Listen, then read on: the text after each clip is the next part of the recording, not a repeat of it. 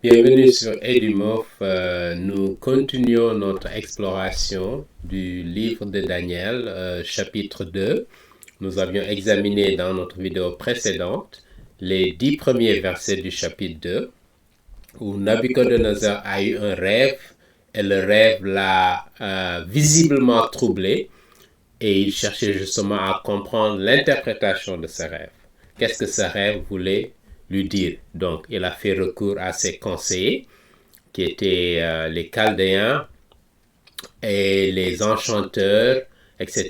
Il y avait toute une classe de conseillers qui lui conseillaient dans différentes affaires de la gestion de son empire. Lui, donc, qui est le maître du monde en ce moment dans l'histoire de l'humanité et qui régnait en maître suprême et absolu. Et donc, il a fait recours à ses conseillers. Et maintenant, on se pose la question, il y a une question brûlante en fait qui est sur nos lèvres et qui est de savoir est-ce que Nabuchodonosor se rappelait effectivement de son rêve ou est-ce qu'il voulait utiliser un prétexte pour se débarrasser de ses conseillers qui appartenaient plus à son père qui est décédé et il voulait une nouvelle génération peut-être de conseillers qui correspond plus à ses aspirations, tu vois, à son âge, etc., à ce qu'il voulait accomplir dans son royaume. Donc nous allons revenir sur ces 10 premiers passages et aujourd'hui nous allons examiner le verset du verset 11 au verset 16, d'accord, que nous allons essayer d'interpréter à la lumière de ce que la parole de Dieu nous dit. Mais avant cela, nous allons ouvrir par une prière. Nous voulons rendre grâce à notre Seigneur Jésus-Christ, lui qui est vivant, qui est ressuscité du tombeau. Il n'est pas resté dans le tombeau comme on en connaît certains prophètes qui revendiquent avoir un message prophétique de Dieu, mais qui sont tous morts. Si vous prenez Bouddha, pour tous les bouddhistes, et Krishna, pour les hindous, ils sont tous morts. Le prophète Mohammed, pour les musulmans, il est décédé. Il est dans le tombeau, alors que Jésus-Christ, que nous revendiquons comme étant le Dieu de cet univers, qui est devenu un homme et qui est mort sur la croix, enterré et qui est ressuscité le troisième jour avec beaucoup de preuves. Voilà pourquoi nous voulons magnifier notre Seigneur, lui qui nous a donné cette vérité que nous voulons partager au monde entier, en particulier au monde francophone avec qui nous communiquons dans ce ministère. Donc, bienvenue sur notre chaîne, que le Seigneur vous bénisse, qu'il bénisse notre rencontre, qu'il nous guide, qu'il nous éclaire pendant ces moments que nous allons passer ensemble pour comprendre sa parole à travers le livre de Daniel et pour comprendre le message qu'il veut nous laisser dans ce livre de Daniel, qu'il ouvre nos cœurs, qu'il nous illumine, ceux qui sont à la recherche de Dieu, qu'ils puissent percer au plus profond d'eux-mêmes, de leur cœur, pour qu'ils puissent ouvrir leurs yeux spirituels pour voir la vérité qui est révélée dans le livre de Daniel. Le livre de Daniel, comme je l'ai dit, la raison pour laquelle j'ai voulu explorer ça avec vous, deux raisons principales. La première raison, c'est que c'est un livre prophétique, l'un des livres les plus prophétiques de l'ensemble de la Bible. Parce que, comme je vous le disais tantôt, il y a plus d'une centaine de prophéties qui se sont accomplies dans ce livre. Et il y en a encore d'autres qui ne sont pas encore réalisées, mais qui vont se réaliser dans le futur. Et je rappelle que Daniel a écrit son livre au 6e siècle avant Jésus-Christ. Donc, je dirais entre 500, peut-être 550, non, 580, je dirais, 580 et 500 jusqu'à 515, parce qu'il a eu à régner même avec l'Empire perse lorsqu'ils ont pris contrôle en 539. D'accord? Donc ces faits ont été relatés durant cette période. Le livre a été écrit durant cette période et pourtant, il annonce des prophéties qui concernent le 1er siècle, lorsque Jésus-Christ est venu sur terre. Nous l'avons examiné dans une vidéo séparée en parlant justement de la crucifixion et de la mort de Jésus-Christ prédit dans le livre de Daniel chapitre 9. Vous pouvez revenir à nos vidéos précédentes. Mais donc aujourd'hui, nous voulons nous attarder sur les premiers versets du chapitre 2 du livre de Daniel, parlant du rêve de Nabuchodonosor. Donc, mais dans un premier temps, ce que nous allons faire, c'est lire, justement, relire ce passage dans le livre de Daniel. Et Nabuchodonosor, donc la seconde année de son règne, d'accord, Nabuchodonosor eut des songes, ici il dit des songes, il avait l'esprit agité et ne pouvait dormir. Le roi fit appeler les magiciens, les astrologues, les enchanteurs et les chaldéens pour qu'ils lui disent ces songes, qu'ils interprètent en fait les songes. Ils vinrent et se présentèrent devant le roi. Le roi leur dit, « J'ai eu un songe. Mon esprit est agité et je voudrais connaître ce songe. » Les chaldéens répondirent au roi en langue araméenne, d'accord? Et là, justement, à partir du verset 4, vous allez voir que Daniel, en fait, change sa langue de l'hébreu qu'il utilisait au verset 1 au verset 3. C'est l'hébreu qu'il utilisait. À partir du verset 4, il va commencer à utiliser la langue araméenne, qui était la langue courante en Babylone. C'est comme aujourd'hui l'anglais, c'est la langue courante dans beaucoup de pays. Voilà pourquoi il s'est servi de cette langue pour diffuser ce message qui vient de Dieu. D'accord? Donc à partir du verset 4 jusqu'à la fin du chapitre 7, et nous allons y revenir. Et il va revenir justement à la langue hébraïque après cela, à partir du chapitre 8. Donc Daniel, donc ici, les Chaldéens répondirent au roi en langue araméenne. Ô roi, vis éternellement, dis le songe à tes serviteurs. Non, au lieu de répondre à ce que Nabuchodonosor leur pose comme question, de lui dire le rêve, ils lui disent, dis-nous le rêve. Voilà, et nous en donnerons l'explication ou l'interprétation. Le roi reprit la parole et dit aux Chaldéens, la chose m'a échappé. Si vous ne me faites pas connaître le songe et son explication, vous serez mis en pièces. Et vos maisons, votre famille en quelque sorte, seront réduites en un tas d'immondices. Mais si vous me dites le songe et son explication, vous recevrez de moi des dons et des présents et de grands honneurs. C'est pourquoi, dites-moi le songe et son explication. Il répondit pour la seconde fois, que le roi dise le songe à ses serviteurs et nous en donnerons l'explication. Le roi reprit la parole et dit, je m'aperçois en vérité que vous voulez gagner du temps parce que vous voyez que la chose m'a échappé. Donc, il n'est pas stupide, Nabuchodonosor. Il est super intelligent. Il sait le jeu à quoi se livrent ces Chaldéens-là, ces astrologues, etc. Si donc vous ne me faites pas connaître le songe, la même sentence vous enveloppera tous. Vous voulez vous préparer à me dire des mensonges et des faussetés. Je ne suis pas stupide, c'est moi qui l'ajoute, en attendant que les temps soient changés. Il dit, c'est pourquoi, dites-moi le songe et je saurai si vous êtes capable de m'en donner l'explication.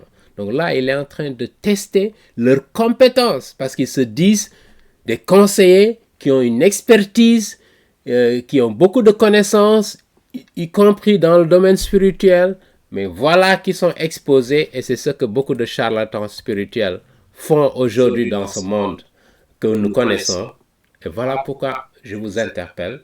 Si vous suivez notre chaîne, faites attention à ces gens chanteurs-là qui vous trompent, ces féticheurs-là qui vous racontent des bêtises parce qu'ils ne savent pas, beaucoup d'entre eux n'ont pas les connaissances qu'ils clament avoir. D'accord? Faites attention. Tournez-vous vers Dieu, le vrai Dieu de cet univers, vers sa parole. Adressez-vous, communiez avec lui, posez-lui les questions, demandez-lui ce que vous cherchez à connaître et il se révélera à vous. Vous n'avez pas besoin de vous fier à ces féticheurs-là. Beaucoup d'entre eux n'ont aucune connaissance. Beaucoup d'entre eux vous racontent des histoires, se servent de vos problèmes pour s'enrichir ou bien pour se faire une notoriété. Comme ça, ils inspirent la crainte, etc., etc. Là, voici un exemple avec ces astrologues qui étaient conseillers payés, qui étaient considérés comme de grands féticheurs, si vous voulez. D'accord? Et voilà qu'ils ne sont même pas en mesure de savoir c'était quoi le rêve. Et Nabucodonosor n'est pas stupide. Il veut tester pour voir est-ce que ces gens-là sont sincères, est-ce qu'ils ont les compétences qu'ils disent qu'ils possèdent. Et beaucoup de gens dans ce monde aujourd'hui clament avoir des compétences qu'ils n'ont même pas. Et ils utilisent ça pour des gains financiers pour tromper les gens. Mais le jour arrivera où ils seront exposés. Parce que quand vous n'avez pas les compétences et vous clamez que vous avez les compétences, vous tomberez sur quelqu'un qui est compétent, qui comprendra que vous n'avez pas les compétences. Et là, vous serez humilié. Ce sera votre jour. Vous avez intérêt à dire la vérité, à être honnête. Si vous n'avez pas ces compétences, vous devez dire je n'ai pas les compétences. Comme ça, au moins, votre interlocuteur sait que vous êtes honnête. Voilà. On continue. Donc, verset 10. Les Chaldéens répondirent au roi, il n'est personne sur la terre qui puisse dire ce que demande le roi. Vous voyez ce qu'ils disent? D'abord, ça vous prouve que c'est des gens qui n'ont pas foi en Dieu, parce que comment vous pouvez dire qu'il n'y a personne sur cette terre? Dieu peut donner à quelqu'un le pouvoir de savoir c'est quoi le rêve. Donc, sur la base de quoi ils se fondent pour le dire? Parce que justement, ils ont été exposés et voilà qu'ils cherchent des excuses pour s'enfuir, pour dire que comme eux, ils ne sont pas en mesure de le faire, donc personne n'est en mesure de le faire. Voilà, ils disent, il n'est personne sur la terre qui puisse dire ce que demande le roi. Aussi, jamais roi, quelque grand et puissant qu'il ait été, n'a exigé une pareille chose d'aucun magicien, astrologue ou chaldéen.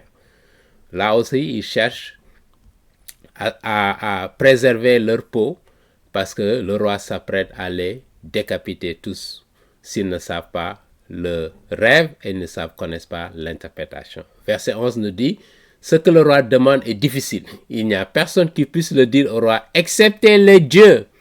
Voilà, là il se fie maintenant aux dieux auxquels ils n'ont même pas accès, dont la demeure n'est pas parmi les hommes. Mais comment vous savez que leur demeure n'est pas parmi les hommes? Sur la base de quoi? On n'a pas ces preuves-là. Est-ce que vous êtes en contact avec ces dieux? Qui sont ces dieux-là? D'accord? Ils ne sont en contact avec personne, sinon avec des esprits démoniques qui leur disent ce qu'eux, ils veulent accomplir sur cette terre qui, nous le savons, que des tragédies. D'accord? Verset 12 nous dit, là-dessus, le roi se mit en colère et s'irrita violemment. Il ordonna qu'on fasse périr tous les sages de Babylone. Et vous verrez qu'ici, dans ces sages de Babylone, en plus des conseillers, en plus des astrologues, en plus des magiciens, en plus de ces féticheurs, Daniel fait partie de ces sages, justement. Et on verra, la sentence fut publiée, les sages étaient mis à mort, et l'on cherchait Daniel et ses compagnons pour les faire périr. Là, on a même l'impression que certains ont commencé à être exécutés, mais on verra bien plus loin que peut-être ce n'est pas le cas.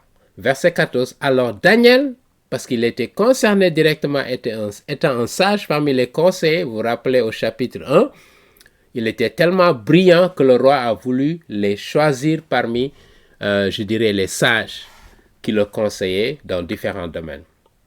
Alors Daniel s'adressa d'une manière prudente et sensée à Arjoc qui était le chef des gardes du roi, qui était sorti pour mettre à mort, exécuter l'ordre du roi Nabucodonosor. D'accord? Donc Daniel s'est précipité. On nous reviendra sur cette attitude de Daniel. Il prit la parole et dit à Arjoc, commandant du roi, pourquoi la sentence du roi est-elle si sévère? Arjoc exposa la chose à Daniel. Daniel donc devait être quelqu'un qui était vraiment respecté, parce que visiblement, si Arjoc prend le temps devant cette sentence que Nabucodonosor a infligée à ses conseillers-là, ça veut dire que Daniel a donné une très bonne impression pendant son temps dans la cour du roi, au roi. Quelqu'un probablement qui fait très bien son travail, qui est à l'heure et qui restent peut-être même après l'heure normale pour travailler. Et quelqu'un qui est sérieux dans ce qu'il fait et qui est compétent. Voilà pourquoi il a attiré l'attention de Arjok. Et quand il a voulu faire une demande, ça n'a pas été difficile. Mais lorsque vous ne faites pas votre travail correctement, naturellement, vous fragilisez, vous mettez dans une position difficile de pouvoir négocier certaines choses. Voilà pourquoi il est important d'apprendre beaucoup de ce que Daniel nous dit, de son comportement, de tous les jours, dans ce qu'il fait, dans son travail, dans sa vie, et ce qu'il fait au travail est en harmonie avec sa vie à la maison, là où il est. Il n'a pas une double nature. Au travail, on est comme si, et quand on est chez soi, on devient autre chose. D'accord? Il a le même trait de caractère partout où il est. Parce que justement, il a la crainte de Dieu. Il a la crainte de Dieu parce que Dieu, il sait que Dieu est partout. Et comme Dieu est partout, je n'ai pas intérêt à faire l'hypocrisie.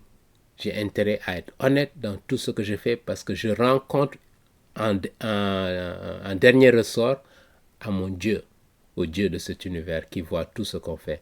Verset 16, et Daniel se rendit vers le roi. Donc il a fait une demande pour pouvoir s'adresser au roi rapidement avant que la sentence ne soit exécutée et le pria de lui accorder du temps pour donner au roi l'explication. Et vous voyez que le roi a eu confiance en Daniel parce qu'encore une fois, il avait laissé une bonne impression, une impression positive de qui il était, de son caractère et de tout.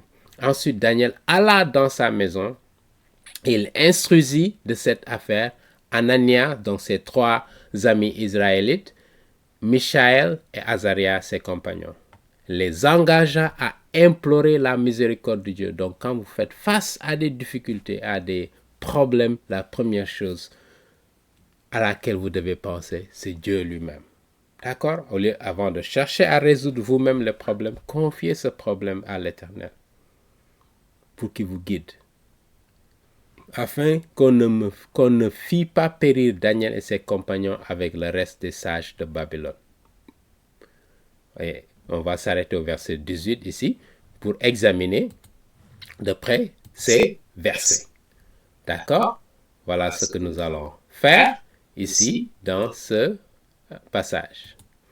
Donc, pour revenir à ce que la question que Nabuchodonosor ici se pose, la question qu'on se pose, à savoir, est-ce que Nabuchodonosor se rappelait du rêve, oui ou non? On avait dit la dernière fois qu'il y avait 2 réponses possibles. Soit il ne se rappelait pas, il était sincère, et nous l'avons vu au verset 5 et verset 8. Mais revenons rapidement sur ces versets-là pour voir effectivement ce que versets 5 et 8 nous disent concernant justement le fait que le roi peut-être ne s'est pas rappelé, on n'est pas certain. Le roi reprit la parole et dit au Chaldéen, la chose m'a échappé, pour dire que je ne me rappelle pas. D'accord? Donc c'est possible qu'il ne se rappelle pas, qu'il a oublié effectivement tous les détails du songe peut-être. Si vous ne me faites pas connaître le songe, je t'explique, vous serez mis en pièces. Le verset 8 aussi nous dit que le roi reprit sa parole, je ne sais pas si que vous voulez gagner du temps parce que vous voyez que la chose m'a échappé. D'accord? Donc dans ces 2 versets-là, cela donne l'impression que Nabuchodonosor ne se rappelle pas justement de ce rêve-là. Mais par ailleurs, on peut contraster ça avec un autre verset, le verset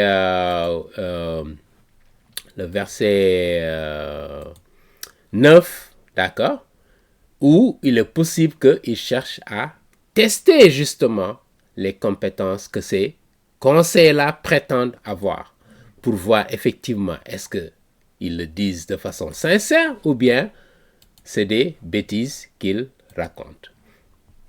Regardons au verset 9, il dit, si vous ne me faites pas connaître le songe, la même sentence vous enveloppe par tous, vous voulez vous préparer à me dire des mensonges et des faussetés. Voilà, donc là, il voulait voir effectivement, est-ce que ces gens-là, ils sont compétents quand ils me disent qu'ils sont en mesure de me conseiller sur beaucoup de choses. Là, je vais les tester pour voir. Je me souviens bien du rêve, mais je veux voir est-ce que eux-mêmes, ils ont ces compétences en attendant que les temps soient changés. Vous voyez, donc ça, c'est une autre possibilité parce que le verset 9 nous fait croire qu'il connaît bien le rêve.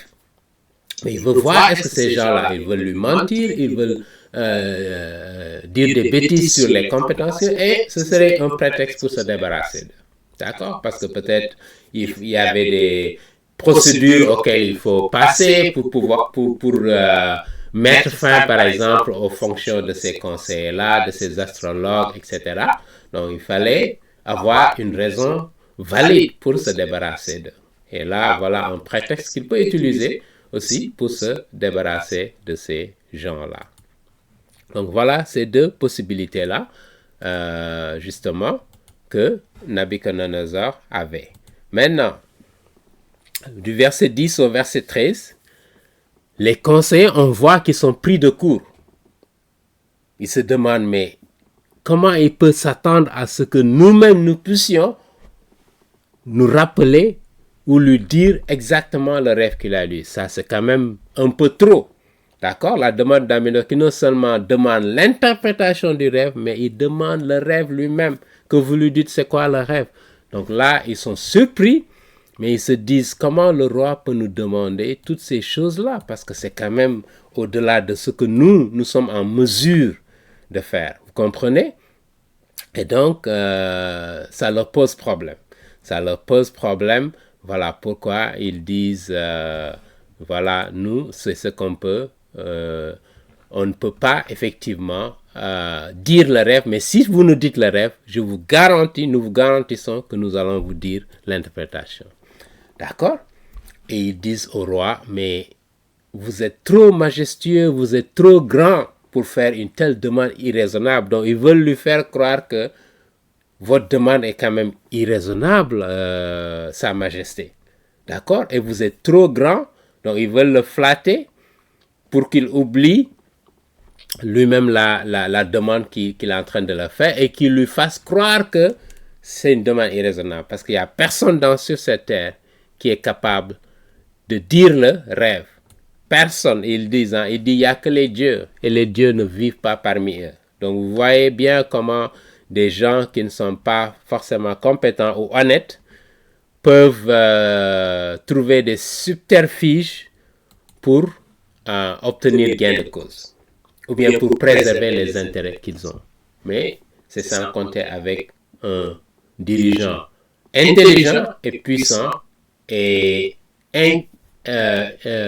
inexorablement vicieux, ok? Et comment dirais-je, qui est capable de toutes les atrocités. Et ils le savent. Voilà pourquoi. Et il les a avertis que si vous ne dites pas le rêve, vous allez tous être décapités. Donc c'était leur vie qui était en jeu. Donc ils trouvaient un moyen de négocier pour s'en sortir. D'accord? Mais avec Nabuchodonosor, on ne se sort pas comme ça d'une telle situation. Maintenant, au verset 13, il n'est clair au vu du verset 13 que ceux qui étaient chargés d'exécuter les conseils, il n'est pas clair au vu de ce que le verset 13 nous dit, que ces conseillers ont fini par exécuter certains d'entre ces sages-là, ou s'ils les collectaient d'abord pour une exécution publique. Relisons le passage justement qui traite de Nabuchodonosor ici. Donc ce passage-là, verset 13 nous dit ici, la sentence fut publiée, d'accord? Les sages étaient mis à mort. Là, il nous dit c'était mis à mort ou bien sur le point d'être mis à mort, d'accord? Et l'on cherchait Daniel et ses compagnons, donc ils faisaient le tour de tous les sages, de tous les conseillers-là, de tous ces gens-là qui se disaient astrologues, magiciens, enchanteurs et ces chaldéens-là. Mais comment se fait-il qu'ils n'arrivaient pas à dire le rêve que Nabuchodonosor a eu, s'ils ont toutes ces compétences-là qu'ils clament dans la cour du roi? Donc on cherchait un à un à les exécuter. Donc ici, on a l'impression que le verset 13 nous dit que certains ont déjà été mis à mort. Et donc ils cherchaient d'autres, parmi lesquels Daniel et ses compagnons, pour les faire périr. D'accord? Voilà ce qui est dit ici au verset 13. Voilà, on revient ici à la présentation PowerPoint pour voir un peu ce que le passage nous dit. D'accord? Ensuite, à partir du verset 14 à 16, on voit la réaction de Daniel comparé à ces magiciens-là, ces chaldéens, ces astrologues et ces enchanteurs. D'accord? Différentes classes de conseillers du roi. Vous voyez que Daniel n'a pas cherché à être sur la défensive ou bien à tromper le roi. Il a été honnête, même face à des circonstances où votre vie est en danger et en jeu. Vous devez toujours dire la vérité. Et c'est cela qui est extrait. Ça, c'est un trait de caractère de Daniel que nous devons tous imiter. Même si vous êtes face à la mort, la Bible vous dit, la Bible ne vous demande pas de mentir. Il y a certaines religions qui vous disent que, en fonction de la situation dans laquelle vous êtes, vous pouvez mentir. Par exemple, dans l'islam, il y a ce qu'on appelle la taqiyya. C'est une stratégie que le prophète Mohammed avait mis en place, que lorsqu'on est face à des ennemis, on peut leur mentir. On peut essayer de les tromper pour échapper à cette situation. Mais dans la Bible, dans la parole de Dieu, et on y reviendra au chapitre 3 de Daniel, où ces trois compagnons étaient face à une exécution, on devait les placer dans une fournaise, un feu brûlant, qui devait les décimer, et on leur a demandé, est-ce que vous voulez vous agenouiller devant cette statue du roi? Ils ont dit non. Même si nous devons mourir, nous préférons obéir à Dieu plutôt que baisser les bras devant des êtres humains qui ne sont pas faillis. Ils peuvent tuer le corps, mais ils ne peuvent pas tuer l'âme. Voilà le message profond que Daniel nous a laissé. Même devant la mort, nous, chrétiens, nous sommes interpellés. Oublions même la mort. Lorsque les chrétiens sont confrontés à des difficultés dans leur vie, ils font comme l'apôtre Pierre. Ils renoncent à tout ce qu'ils ont cru. Ils commencent à compromettre. Et ils commencent à, justement, à essayer d'échapper à ces circonstances-là. Ils oublient qu'il y a le Dieu de cet univers qui est là au milieu d'eux, qui peut les épargner de cette situation. Et donc nous sommes interpellés en tant que chrétiens de rester fidèles à Dieu plutôt qu'aux êtres humains. Amen. Ce n'est pas facile, mais ça demande d'avoir cette foi indéfectible que Daniel a. Et ce courage de venir affronter ces difficultés et de rester fidèle, d'avoir ce caractère-là de quelqu'un qui a plus confiance en Dieu qu'en ce que les êtres humains peuvent lui faire. Amen. Voilà, c'est ça à quoi nous sommes appelés, si nous sommes chrétiens. Pour ceux qui ne connaissent pas encore Christ, voilà un modèle qui peut vous inspirer de vivre une vie qui est digne de la vie d'un être humain qui se respecte. D'accord? Et qui a foi à la parole donnée. Lorsque vous avez donné votre parole, vous devez suivre jusqu'au bout, quelles qu'en soient les conséquences. Vous avez fait une promesse, donc voilà pourquoi avant de faire la promesse, remuez votre langue plusieurs fois et ruminez la chose avant de donner votre promesse. Mais dès que vous avez donné votre promesse, il sied de le respecter, de respecter cette promesse jusqu'au bout. Voilà un trait de caractère pour un chrétien, quelqu'un qui veut servir Jésus-Christ. Amen. Voilà ce que Daniel nous a révélé ici dans ce verset. D'accord? Du verset 14 au verset 16, voilà la réaction qui contraste avec celle des Chaldéens. Qu'est-ce qu'il allait faire? D'abord, il a utilisé son intelligence. Il s'est dit, voyons voir comment on peut trouver une solution, une alternative. Donc, il a identifié la personne qui peut communiquer avec le roi et lui a parlé. Donc ça, c'est l'intelligence et c'est la sagesse divine, pas la sagesse humaine. Hein. Je rappelle qu'il y a une différence entre la sagesse qui vient de Dieu et la sagesse humaine. D'accord? La sagesse humaine est défaillante. On ne peut pas se fier à la sagesse humaine. Mais la sagesse divine qui vient de Dieu, inspirée de sa parole, de ce qu'il nous a révélé, cette sagesse-là, si vous la possédez, ça vous permet de savoir comment gérer des situations difficiles. Comment faire face à des choses qui semblent insurmontables à l'œil nu. Donc la réaction de Daniel contraste avec celle de ces vieux conseillers-là.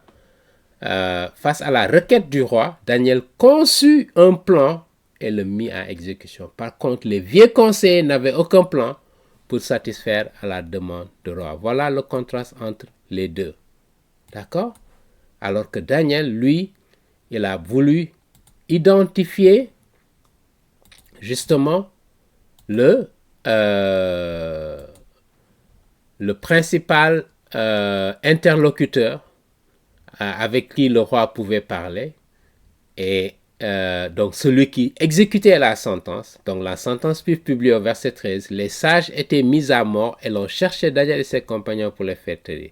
Alors Daniel s'adressa d'une manière prudente et sensée, donc prudente en faisant preuve de sagesse, de respect, et sensée en donnant une intelligence à la situation pour que le chef des gardes là soit sensible à sa requête. Donc, il a fait preuve de sagesse et d'intelligence, les deux, et qui était sorti pour mettre à mort les sages de Babylone. Il prit la parole avec courage et dit à Arjoc, commandant du roi, pourquoi la sentence du roi est-elle si sévère? Pourquoi le roi doit arriver à une telle sentence? Arjoc exposa la chose à Daniel parce qu'il n'avait pas compris justement. Quand ils sont venus, ils ont voulu aussitôt lui dire qu'il y a une sentence qui a été faite pour tous les sages qui doivent exécuter. Il lui dit, mais expliquez-moi la situation. Qu'est-ce qui se passe? Pourquoi le roi est si agité et veut exécuter tous ces gens-là? D'accord? Et Arjoc lui expliqua la chose et Daniel se rendit vers le roi. Après avoir échangé avec Arjoc, il lui a dit, permettez-moi de me rendre auprès du roi pour lui demander qu'il nous accorde un peu de temps, qu'il ne se précipite pas trop pour que lui, il puisse lui donner l'explication. Et là, Daniel, probablement parce que lorsqu'il a entendu que la sentence naturellement était déclenchée, d'exécuter tous les sages, il savait que lui, il était inclus. Je suis presque certain, c'est pas mentionné dans la parole de Dieu, qu'il s'est mis à genoux pour prier, pour demander à l'Éternel qu'il puisse les aider à connaître le rêve et l'explication. Lorsque donc Arjoc est venu vers lui, c'est là qu'il a voulu se rendre auprès du roi pour demander un peu de temps. Parce qu'il sait que le Dieu de cet univers est une personne. Donc ce n'est pas une machine. Si on a juste une demande aujourd'hui, à midi, on pense qu'à 14 heures, si on fait la demande, Dieu doit réagir. Le Dieu de cet univers ne fonctionne pas comme si c'est une personne. Il regarde ton cœur. Quelle est la sincérité de ta demande? Est-ce que ta vie est conforme à cette attitude que tu as maintenant de vouloir prier et le supplier? Est-ce que lorsque tu n'avais pas ces difficultés-là, est-ce que tu prenais le temps de communier avec lui? Tu prenais le temps de prier? Tu prenais le temps de méditer sur sa parole? Parce que c'est ce que Dieu cherche d'abord.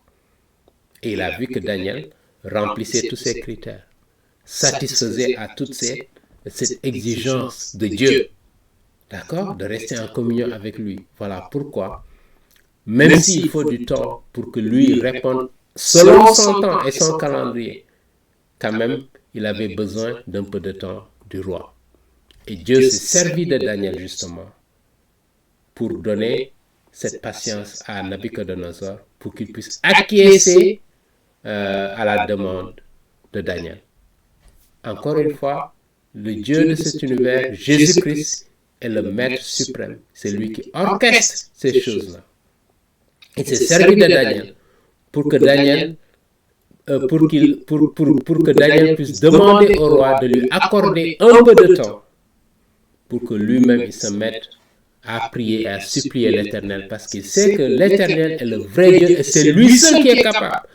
Une autre chose qui a fait que Dieu a répondu à sa demande, parce que contrairement aux faux prophètes que nous voyons aujourd'hui, certains qui se disent apôtres, qui se disent prophètes, qui n'ont aucune qualification, d'accord? On en voit beaucoup en Afrique en particulier, en Amérique latine, dans les pays, en Asie également, dans les pays sous-développés. Des prophètes qui se lèvent, beaucoup d'entre eux pour chercher de l'argent, pas tous, mais qui clament qu'ils ont qui reçoivent des révélations de Dieu et qui veulent se servir de cela pour s'élever au-dessus de la masse, pour montrer qu'ils sont différents des autres parce qu'ils ont une communion intime avec Dieu. Faites attention à ces gens-là qui pullulent dans l'Église et qui conduisent beaucoup à la perdition. D'accord? Ces gens-là, ils ne vous disent pas qu'ils ne sont pas capables de vous dire ce que Dieu révèle dans vos vies ou bien ce que Dieu leur a dit. Ils ne sont pas capables de le faire. Mais ils vont vous dire que j'ai reçu cette parole de Dieu. Daniel, par contre, lui qui communie avec Dieu, qui a une relation avec Dieu, et Dieu lui parle, Dieu va lui faire beaucoup de révélations. Rien à voir avec, comme je dis, les faux prophètes que nous voyons aujourd'hui. D'accord? Qui clament qui parlent à Dieu. D'accord? Mais qui dans leur vie nient Dieu. Parce qu'il faut voir aussi la vie, le type de vie que ces gens-là vivent. D'accord? Ça n'honore pas Dieu. Donc, ça c'est une parenthèse pour dire que Daniel, malgré le fait qu'il était un homme extrêmement pieux, qui avait la crainte de Dieu, qui faisait tout ce que Dieu demandait, qui priait 3 fois par jour, il lisait sa parole, il connaissait la parole de Dieu. Et on va le voir dans certains chapitres du livre de son livre, de Daniel. Chapitre 9 en particulier, il revient sur Jérémie, la prophétie de Jérémie, qui annoncera que les Israéliens vont revenir de Babylone après 70 ans. Pour dire que c'est quelqu'un qui médite sur la parole et qui croit fermement à la vérité qui est dans la parole, continue dans la parole. Amen. Donc Daniel, lui qui a cette relation spéciale avec Dieu, il n'a pas même l'audacité de dire que lui il est capable de dire c'est quoi le rêve. Non, il dit au roi, il y a quelqu'un en qui j'ai confiance, totale confiance, c'est le Dieu de cet univers. Il est capable de nous révéler, de vous dire c'est quoi le rêve. C'est lui qui est capable de le dire. Mais nous voyons ces faux prophètes qui vont vous dire Dieu m'a révélé, Dieu m'a dit ceci, pour se dire, pour se donner de la puissance et de l'importance qu'ils n'ont pas. Amen. Voilà donc un exemple qu'il faut suivre. Daniel, il ne clame pas qu'il a reçu quelque chose de Dieu. Non, il dit il y a un Dieu qui révèle les choses. Ce n'est pas moi, je n'ai pas ces compétences-là. Je suis un conseiller du roi, mais je n'ai pas ces compétences. Contrairement à ces astrologues chaldéens, magiciens, qui vous racontent des histoires, qui disent qu'ils ont les compétences, mais quand ils sont devant les faits, ils n'arrivent pas à exécuter. D'accord? Et donc, Nabuchodonosor était un intelligent roi. Il sait les manœuvres auxquelles se livrent ces gens-là.